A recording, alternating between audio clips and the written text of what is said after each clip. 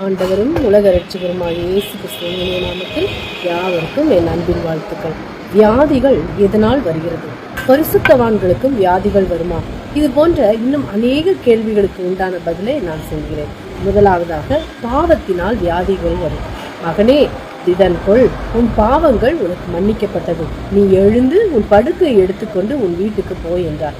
உடனே அவன் எழுந்து தன் வீட்டுக்கு போனான். மத்தேயு 9:3, 6:7, மார்க்கு 2:5-11-12. இது பாவத்தினால் வந்த வியாதி. இரண்டாவது, சாபத்தினால் வியாதிகள் வரும். தாவீது உரியாவின் மனைவியாயிருந்த பத்சூபாளிடத்தில் பாவம் செய்தபடினாலே அந்த பாவத்தினாலே பிறந்த அந்த பிள்ளை அவன் சாபத்தை சுமந்தது.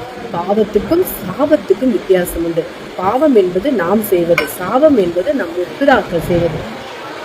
இந்த காரியத்தினாலே கர்த்தருடைய சத்துருக்கள் தூஷிக்க நீ காரணமாயிருந்தபடினால் உனக்கு பிறந்த பிள்ளை நிச்சயமாய் சாகும் என்று சொல்லி நாத்தான் தன் வீட்டுக்கு போய்விட்டார். அப்பொழுது கர்த்தர் உரியாவின் மனைவி தாவீதுக்கு பெற்ற ஆண் பிள்ளையை அடித்தார். அது வியாதிப்பட்டு கேவலமாய் இருந்தது. 2 சாமுவேல் 12:14-15. இது சாபத்தினால் வந்த வியாதி.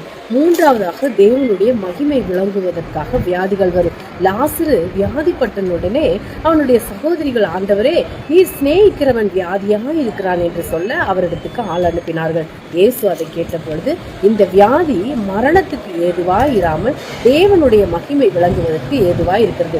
தேவனுடைய குமாரனும் அதனால் மகிமைப்படுவார் என்றார். யோவான் 11:3-4, யோவான் 9:1-3. இது தேவன் நம்மை நேசித்தாலும் அல்லது நாம் தேவனை நேசித்தாலும் நமக்கு வரும் நீர் சிநேகிக்கிறவன் வியாதியா இருக்கிறான் என்று சொல்லப்பட்டிருக்கிறதே, இது தேவனுடைய நாமம் மகிமைக்காக வரும் வியாதி. நான்காவதாக, தேவன் யாரை நம்புகிறாரோ அவர்களுக்கு வியாதி வரும். மனிதன் தேவனை நம்புவது பெரிய காரியம் அல்ல, தேவன் ஒரு மனிதனை நம்புவதுதான் பெரிய காரியம்.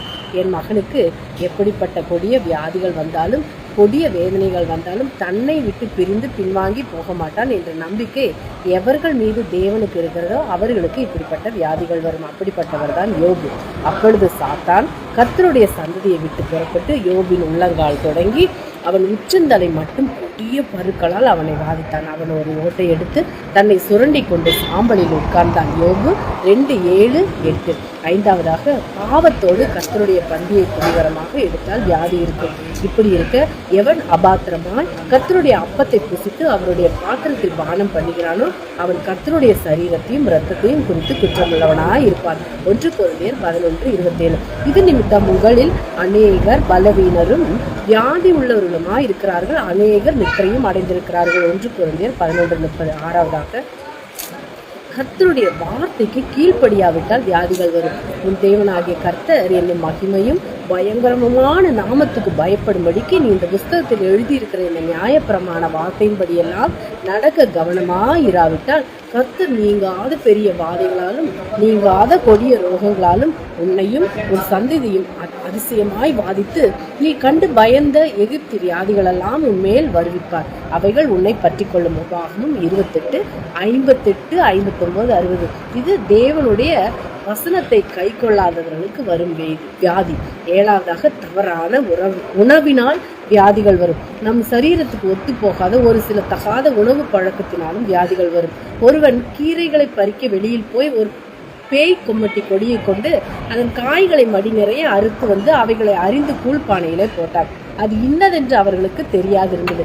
சாப்பிடாத ஜனங்களுக்கு வார்த்தார்கள். அவர்கள் அந்த கூழில் எடுத்து சாப்பிடும்போது அதை சாப்பிடாமல் தேவனுடைய மனுஷனே பானையில் சாவிருக்கிறது என்று சத்தமிட்டார்கள். 2 ராஜாக்கள் 4:39-40. இது தகாத உணவினால் வரும் வியாதி. உதாரணமாக இதை ஃபுட் பாய்சன் என்றும் சொல்லுவார்கள். அவர் உன் அப்பத்தையும் உன் தண்ணீரையும் ஆசீர்வதிப்பார், வியாதியை உன்னிலிருந்து விலக்குவேன். யாத்திராகமும் 23:25 என்று தேவன் சொல்லியிருப்பதின் அர்த்தமும் இதுதான். ஆமேன், அல்லேலூயா.